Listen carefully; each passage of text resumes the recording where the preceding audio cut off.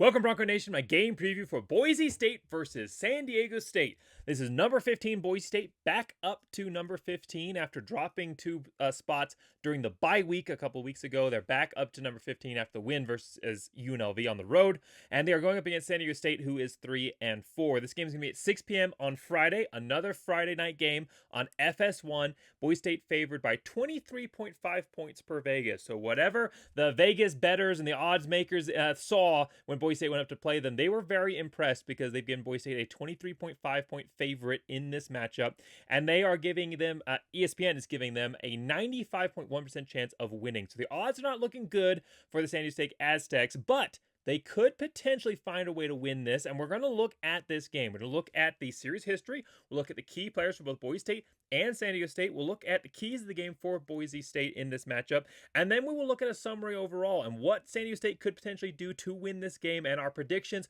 whether or not we think that they are going to do that. Now, before we get any further in the video, favorite part of every preview that I get to do, pause the video, go into the comments below. Aztec fan or Bronco fan, no matter what stripe you are part of, get in and give your score predictions for Boise State versus San Diego State. So give it a minute there. Give me your score predictions there. Any other thoughts you have on the game before you hear mine you want to throw in there as well? I go and I try and reply to every single person. Sometimes the YouTube doesn't always show me every comment, but I try to go in and reply to every single person that comments. So make sure you get those score predictions in. Any additional thoughts, you can always come back and add additional thoughts after at the end of the video. So, all right, everybody's back. Let's get into the preview now. So, like I said, Boise State versus San Diego State this week, 6 p.m. Friday, FS1. Series history between these two teams.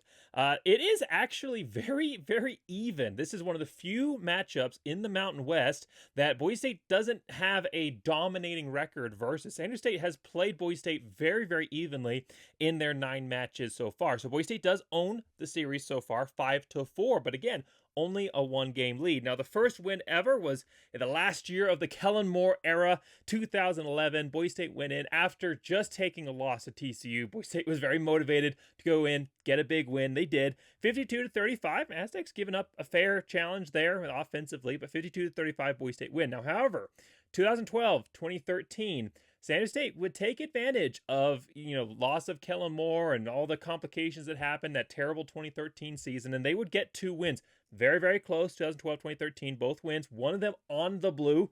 Definitely a shocker for Boise State fans to see that happen, something we had not been used to, especially during the Kellen Moore era and preceding. So 19-21 point win, that was the win on the blue, and then a 31-34 point win in 2013. Then Boise State would win the next 2 games, 2014 and 2017, before San Diego State would again take a 2-game win streak there in 18 and 2021. Again, another win on the blue. San Diego State coach at the time, he was not very respectful of the blue, did not fear it, and San Diego State didn't really have a reason to. They were going up there and winning pretty regularly on the blue. 13 to 19 point win on the blue, that first one in 2018, and then 2021 a 16 to 27 point win against San Diego State at their home stadium. Now, Boise State has won the last 2 games in the matchup, 2022 and 2023, and Boise State winning the last one, not by a large amount, 34-31. It was a crazy game right before Memphis. We all remember, I think, that matchup. It came down, really down towards the last play there. Boise State able to come away with a win in that one. So, a series that has been pretty evenly tied. It hasn't been 23.5 point spreads for a lot of these matchups. I mean, even when Kellen Moore rolled in there, they only beat them 52-35. I mean, San Diego State scoring 5 touchdowns there. So San Diego State has played pretty well against Boise State in the past. Can they do it again? Coming up to the blue that they haven't feared very much. Can Boise State put a little bit of fear into them in this game? Well, if they're going to, it's going to come down to Boise State's key players, and the number 1 key player overall, of course, for this team, for this season, for the hashtag Heisman campaign, is Ashton Jeanty. 1,376 yards rushing so far this season, 8.7 yard average, 18 touchdowns. Now, however, the last 2 games, starting with Hawaii, moving into UNLV, obviously 2 very different levels of opponents there, but somewhat similar results when you start looking at the averages overall. Not what he has been averaging for the season overall. It's the last 2 games, he's averaged 5.5 yards per carry. Now, I will say, that is still a fantastic average. And the last two matchups have really shown his grit, his ability to take a massive carry load. 31 carries versus Hawaii, 33 carries versus UNLV. So back-to-back games. There was a bye week in there, but back-to-back games where he's having to take a 30-plus carry load. He's not having a lot of, he did have one versus Hawaii, but none versus UNLV. A lot of huge explosive runs of that nature, but he is able to go out there, play after play, even after taking multiple hits, big hits throughout the game, and surge out and power through for those 4-6 yard carries, which ultimately is going to be the thing that breaks the back of a defense. Huge momentum shifting. Their 70-plus yard runs are fantastic. They're awesome. You want that. It's great for you. Great boost. It's a definitely a big moral blow to the defense to give that up. But then they can go, okay, next play, we're going to come back out. When you go out in a drive and drive after drive after drive, you are picking up 4+, 6+ yards, getting those first downs no matter what they do, especially if you're starting to do that in repetitive format on a single drive. That is what really breaks the back of the defense, destroys that morale, and exhausts them, and then you're able to have some of those breakouts on the back end. So Jeanty has had an incredible season. He's still had an incredible last two games, especially considering that he took an injury versus UNLV early in that matchup and still was able to churn out 120+ yards rushing. But he definitely is coming into this game with the Heisman odd makers, the national media perspective, starting to shift their eyes a little bit to some of those other contenders, the Travis Hunters and the Cam Wards of the world. And he's not playing this season for the Heisman as his primary goal. He's playing for the good of the team. The Heisman is definitely something he is shooting for. And you don't want Jeanty coming at you with a chip on his shoulder. And so the national discussion this week is not going to play into San Diego State's favor, with Ashton Jeanty definitely coming to this game very, very motivated, especially if he's 100% healthy. If he's still kind of nursing a little bit of that elbow injury, he'll still play. Could potentially limit him a little bit, but I expect him to have a big game in this one. And coming back behind him to also, I think, have a huge game after a massive performance last week, the difference maker in the win in a game that Ashton Jeanty was decently bottled up for most of the matchup. Maddox Madsen, key player number 2 for Boise State. He's had such an impressive season considering what he went through coming back from an injury, not participating really at all. I mean, no, I won't say really at all. He did throw some passes during spring ball, but he wasn't taking, full pad workouts and that kind of thing. Coming back from an injury, coming up against a quarterback scenario that nobody wanted him to win.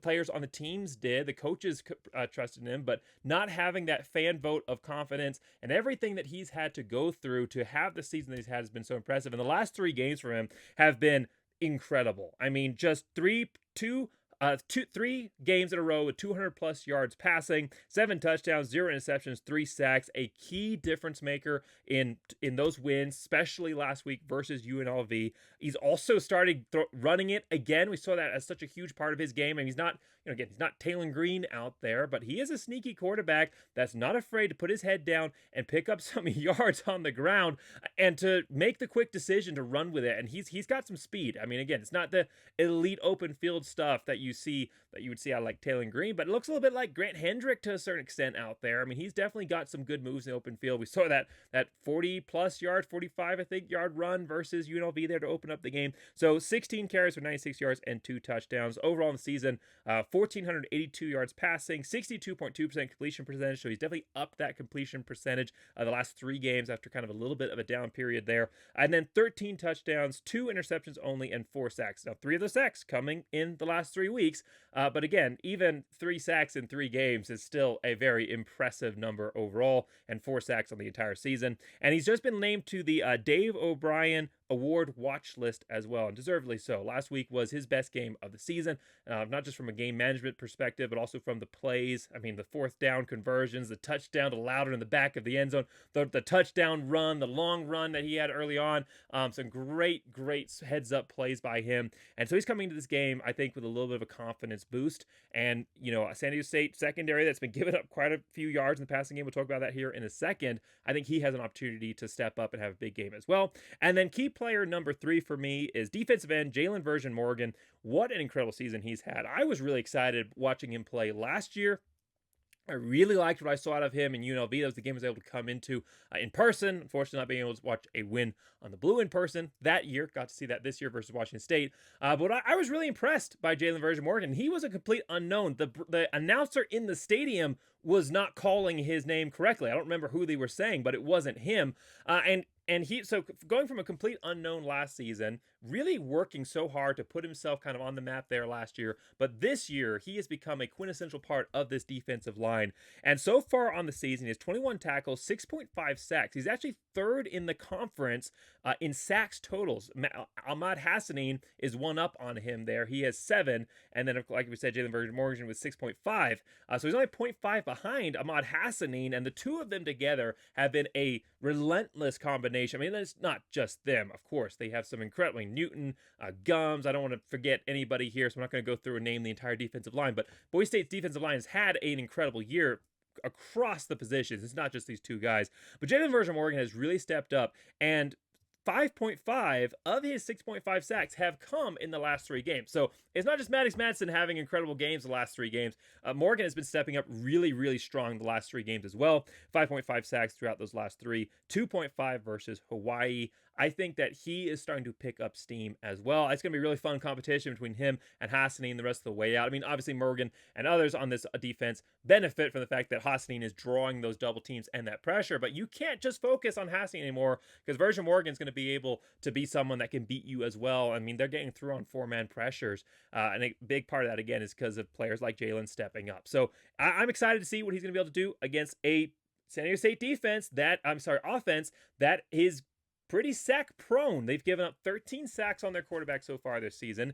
Danny O'Neal, who had to exit the game versus Washington State for a little bit, was able to come back in. Everything I've read is said he's going to play. So I think he's okay, but he definitely was shook up a little bit. He may not be playing at 100%, and that's not going to be a good game for him versus a Boise State defense that's going to be very motivated. But 13 sacks given up on the year, 2 interceptions. He has thrown for 1,240 yards, passing 62.6% completion percentage, and 6 touchdowns overall. So besides the sack numbers, those actual overall numbers are pretty decently similar to what Maddox Madsen has done. But again, I'm not expecting him to come into this game 100%. And they're going to have to lean on their running game a little bit, I think, especially against a Boise State defense that is very good at coming after the quarterback. They're going to have to, I think, establish that running game a little bit to make the defense respect it. And Marquez Cooper, I don't know if Boise State fans are aware of this, but we are in rare society this week. This is going to be probably one of the greatest opportunities you'll ever have as a Boise State fan. I mean, write this one down. This is one that you're going to want to bring the camera to, get that scrapbook ready, because again, I don't know if you're aware of this, but the best running back in the conference is coming to the Blue this week. I know, we should all be honored, but the self-proclaimed best running back in the conference, I can't even go through this with a straight face, Marquez Cooper, obviously drews the ire of fans, not just of Boise State, but of the country in general, when Ashton Jeanty went out and had 6 touchdowns versus Georgia Southern, and then Marquez Cooper versus an FCS team had a good game. I mean, he had 223 yards rushing, but versus an FCS team, and then named himself the best running back in the conference. Definitely has not proven that throughout this season. He's had a good year. I'm not saying that he's terrible. He's not. I mean, if he just come out there and said, like, I respect my game. I think I'm a solid competitor out there. I think I'm one of the best in this conference. Like, if he'd said something like that, I don't think anybody would have given him crap for it. But to come out and say he's the best when you have Ashton Jeanty doing what Ashton Jeanty does is just ludicrous. And he's definitely been humbled since then. He's had 2 games of 100-plus yards rushing, 111 and 109 versus FBS opponents, but not the explosive first game performance versus an FCS team that we saw in week 1. 748 yards rushing, 4.4 yard average, 8 touchdowns. Again, all of that very respectable. Now, if you do take out the rushing yards versus the FCS team and only consider what he's done versus FBS opponents, he only has 525 yards rushing, and his average dips to 3.8. Again, totally fine, strong performance, good running back. But I think that the Boise defense, I am sure that they keep receipts. They were all aware of what this guy said. It was all over the news, all over the media. And so I'm sure that they are going to be ready to prove to him a little bit that you may look the best running back versus an FCS opponent, but you're not going to do it on the blue versus Boise State. And there's also, however, going to be a San Diego State defense that's also very motivated. Obviously, I mean, this is huge for them. This is their Super Bowl. It is. Every team that plays Boise State in Conference Mountain West, we're their Super Bowl, because this is the national brand. This is the number 1 team in the conference, number 15 team, Heisman Trophy potential winner on the roster there. And so San Diego State's defense is going to be they want to prove that they can do what Hawaii did to a certain extent. Again, actually, still had 200 plus yards rushing, but they started to build a mold for how to slow him down. And then they want to be able to prove that they can do what UNLV did, which hold him under 150 yards rushing. So they're definitely going to be motivated to do that. And a big part of that, their Woodyard version, not same position group, but their version of Woodyard is going to be edge Trey White. He is very impressive. Probably the best athlete on this San Diego State team. 6'2", 6'2", 245 pounds. He has had 35 tackles on the year and 11.5 sacks.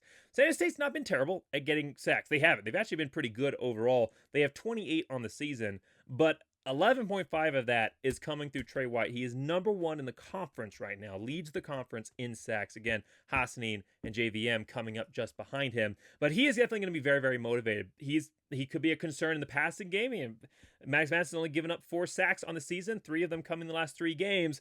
We could see, 4 sacks in this game, potentially. I mean, Maddox Madsen, the biggest strength has been his awareness, ability to get the ball out of the way, but Trey White is a force to be reckoned with.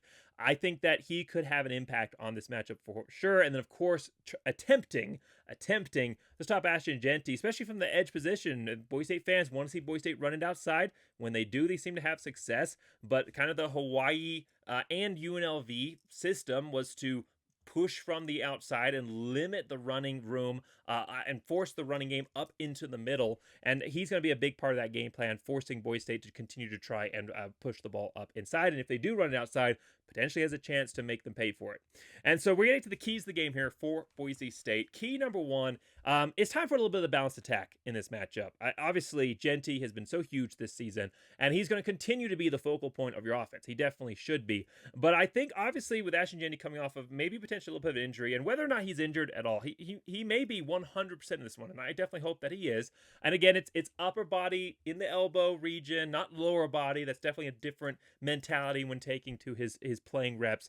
But potentially being slightly limited, slightly below his 100%, which is still better than any running back in the country by far, but still maybe slightly being below his 100%. And whether he's injured or not, coming off of back-to-back games with 30-plus carries, that's not sustainable there. And we saw it last week. UNLV and I think other teams that we face, going back to the Hawaii game, that set the blueprint.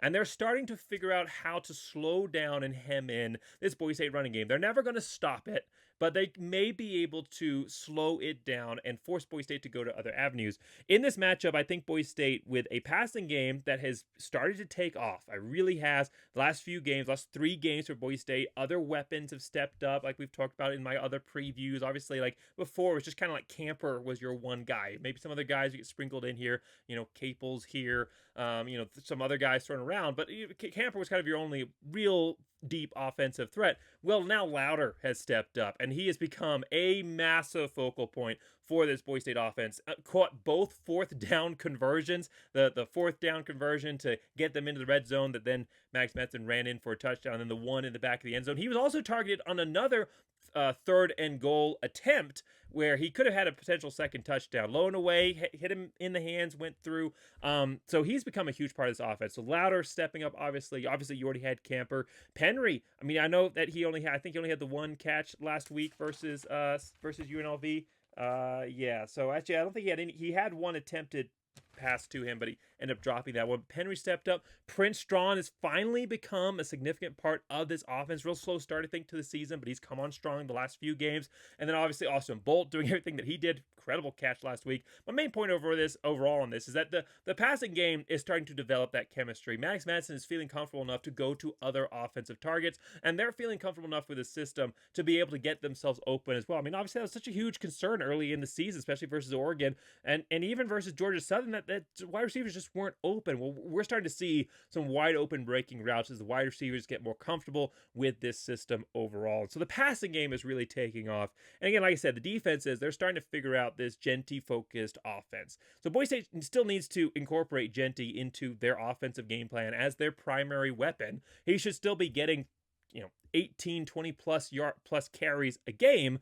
However, I think that Boise State has opportunity here, especially versus San Diego State defense that's pretty porous versus both. 216.6 yards given up in the pass, 159.6 yards given up in the run, to shift more to what we have traditionally seen out of Boise State, which is a strong running back presence, obviously, but also a passing game that you may pass on first down. You're going to go after that air attack more and make the defense respect it. I think Boise State's reached that point where they can open up that next phase of offense. You don't want to be reliant on one player for the entire season. No matter how good they are, you don't want that to be your offense. It's not sustainable long term. Boise State had to, like I said they would coming into the season, would have to do that early on. It had to be a Genty run-focused offense and take whatever opportunities were open up in the passing game. But now as we've started to come into the second half of the season, where you have the passing game gelling, where you have offenses selling out to stop Genty, now is the time to shift towards what you are now capable of doing, which you were not capable of early in the season,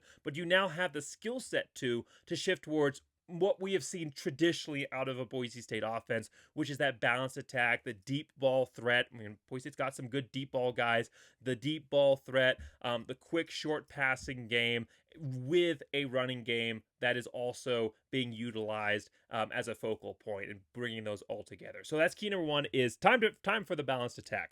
And again, I think it's San Diego State defense that will give Boise State that opportunity. Key number two here is make Cooper prove it. This is an opportunity for Boise State to shut down the passing game. San Diego State's rushing offense is a piece of its offense, but is not the main. They're not winning their games through the ground. They are averaging 213.6 yards passing per game and only 126.4 yards rushing. So Ashton Genty, even on an injury last week, rushed for more yards than what San Diego State has been doing per game, and which is just crazy considering that they have the best running back in the country. So, I mean, just statistical anomaly there. You know how it is. But San Diego State is very reliant on their passing game, and they have a quarterback here who is coming in a little banged up. Again, he might be 100% by the time this game rolls around, but he had to battle last week and had to come back through some injuries. And so San Diego State coming in with Danny O'Neal, again, sack prone, 13 sacks. He's not a running quarterback. His rushing stats, I didn't even list them because they were in the positive direction. So he's overcoming some of these stats, but that's not his primary go-to. He's not a running quarterback. And so Boise State has an opportunity here with a Boise State defense that is leading the nation in sacks, 35 sacks, a defense that has proven, that secondary has started to prove that they can step up and win on islands, that when the Boise State is bringing these blitz packages, they can stop back and stop the pass. We saw that versus UNLV. Hajj Malik Williams is an incredible quarterback and a very, very dangerous threat. And Boise State's defense, the issue was not with our secondary, it was with the inability to tackle for most of that game. But Boise State's secondary overall, they gave up a couple big ones, I'll give you that. But overall, they were very, very strong in that matchup. I was incredibly impressed by the secondary's performance. And so you have an opportunity to come after Danny, who, again, I think is going to be maybe a little bit limited in this one. Come after him hard and force San Diego State to prove they can run the ball on you. Shut down the passing game and make Marquez prove that he can step up and run, because I just don't think that San Diego State can win a game on the ground. I think that they can only win if they are utilizing that passing game as a primary threat and then incorporating the running game as something you have to consider.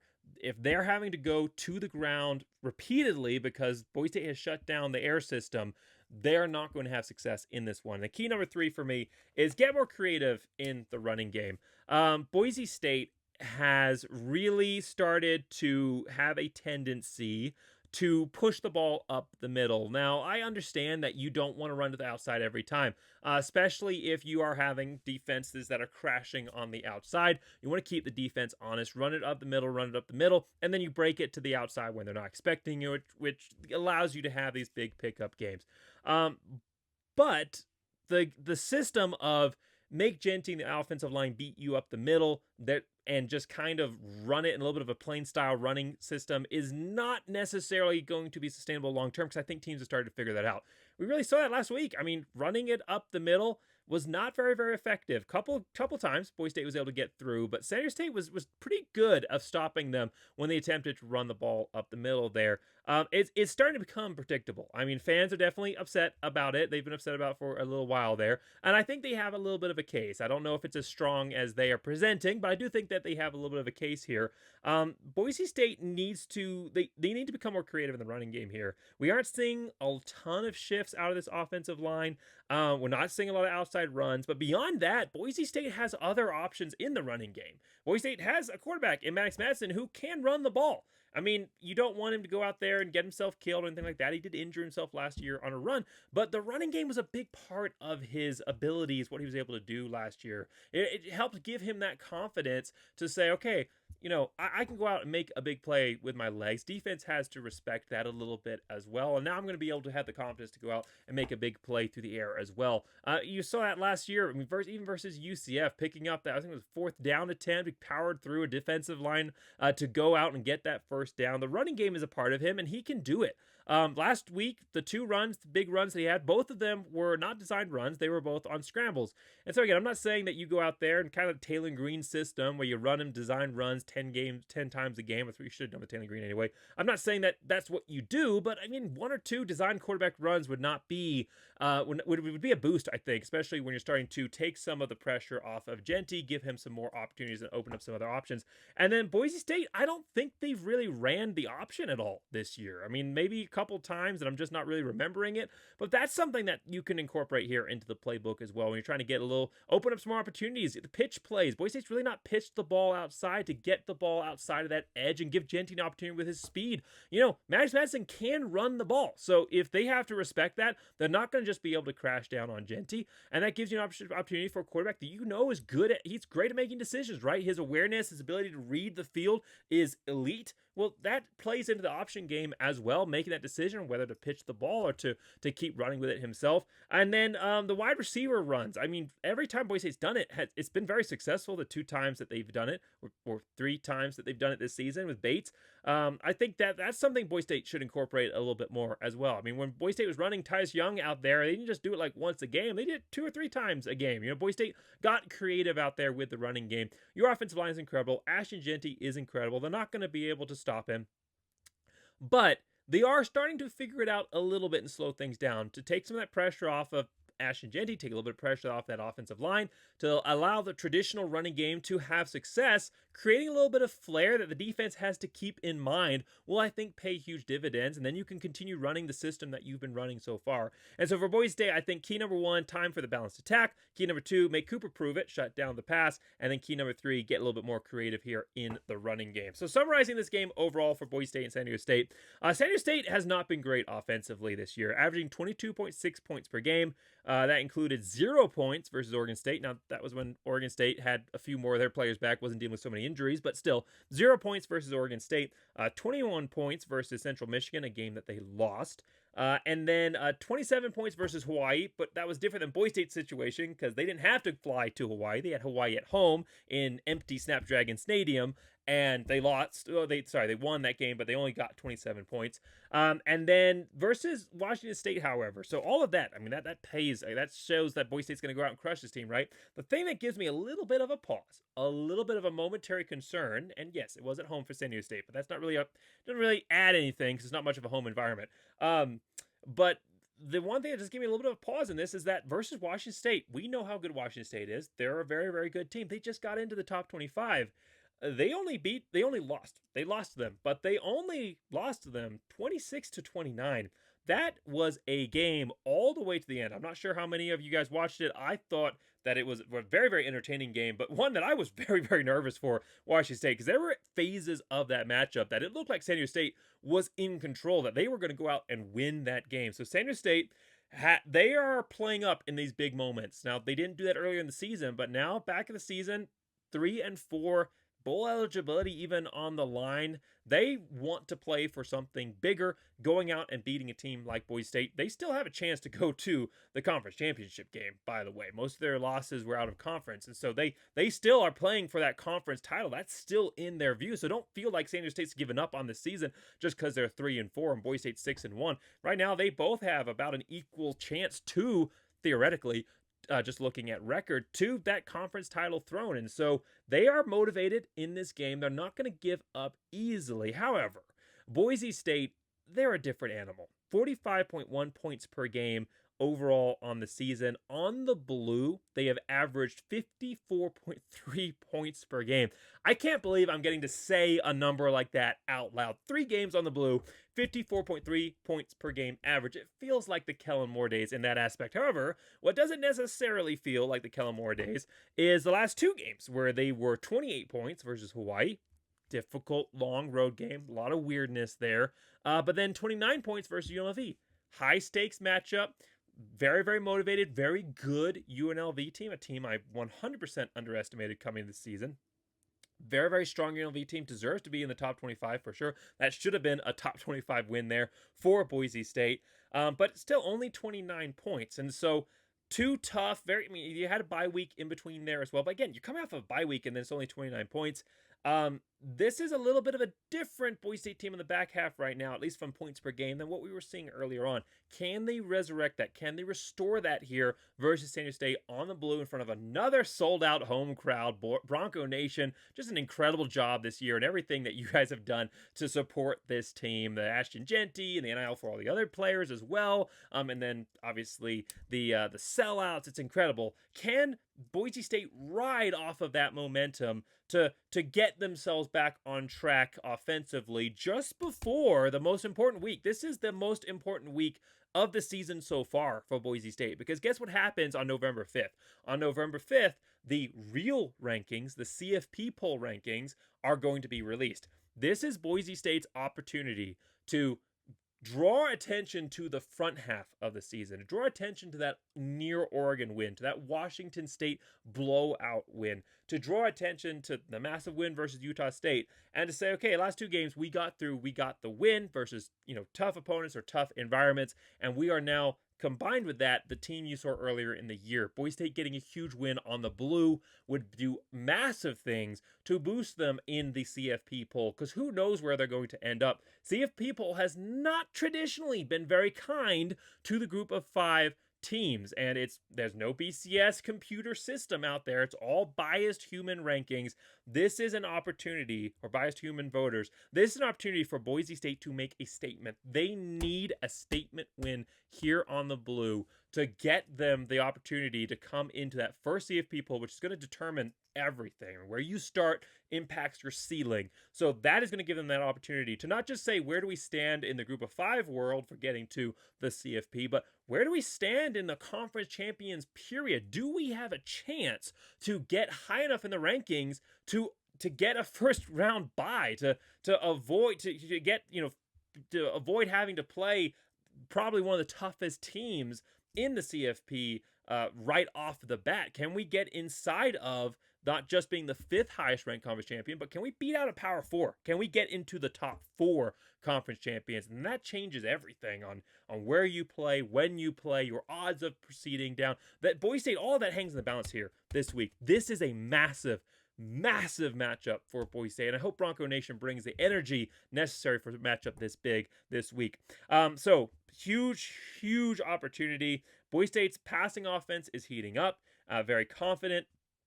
There's a lot of momentum right now for the team after last week's win, which was a close win, but the way that they were to pull it out in a complete team win fashion was so huge, I think, for them. They're riding a lot of momentum from that. And then Genty, again, the chip on his shoulder a little bit of the national media narrative shifting a little bit. He is going to be very, very motivated to come out and have a huge game in this matchup as well. Whether he's limited or injured or not, he's going to have a huge matchup. I think if he's 100%, it'll be even bigger. I mean, you'd be talking like 250 plus yards rushing in this game.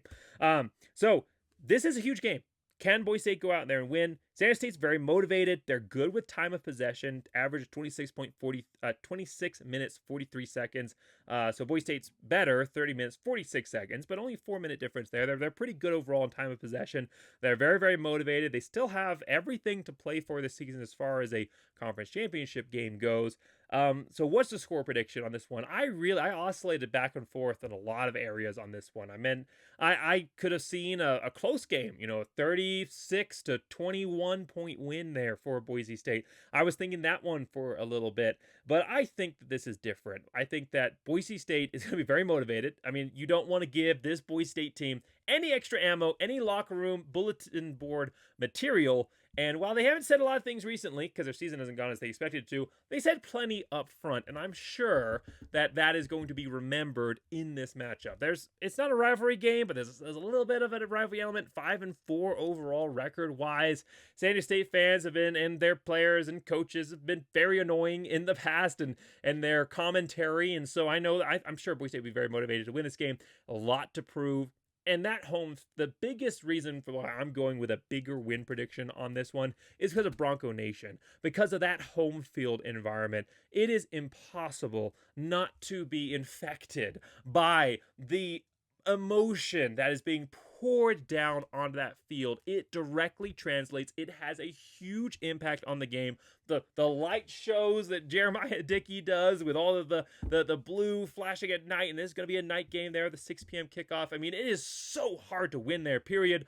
But I think Boise State is going to be extremely amped up by this crowd, highly motivated from last week with a lot to play for and realizing the impact and the magnitude of this matchup. And so for me, score prediction for this game, Boise State 47, San Diego State 17. So thanks so much for watching. Let me know your thoughts in the comments below. Again, those score predictions, if you waited all the way to the end and you're just remembering you didn't put in a score prediction, you want to go put yours in right now, totally fine. You heard mine, but we won't think about that. Go put your score predictions in. I want to have that conversation with each and every one of you. So thanks so much for watching. Make sure you guys subscribe. And as always, go Big Blue!